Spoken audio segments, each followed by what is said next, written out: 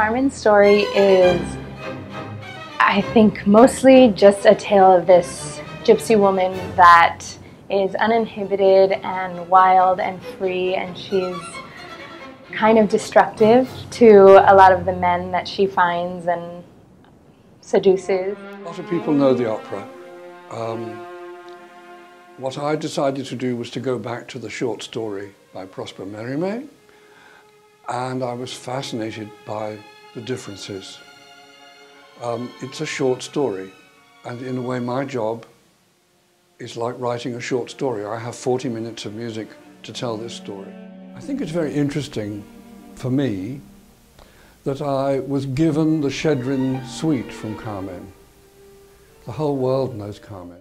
I think Bizet is a really fascinating composer. I love the music. I have begun to get more and more intrigued by what Shedrin did with it. One of the brilliant things is that strings are gorgeous and then the percussion is sometimes so witty. There's definitely a lot of wonderful percussive moments that Richard then has created, moments to attack a certain movement.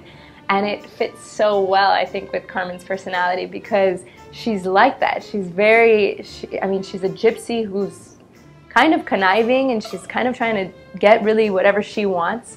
So there's such sultry, luscious moments in the music, and then out of nowhere there's just this, attack and powerful note that just kind of keeps whoever is with her on their toes, and so I think that it's just extraordinary to dance to this music.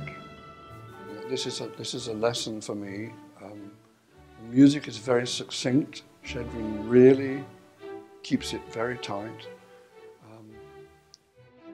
And at the same time, my first love is steps, and so there's lots of dancing.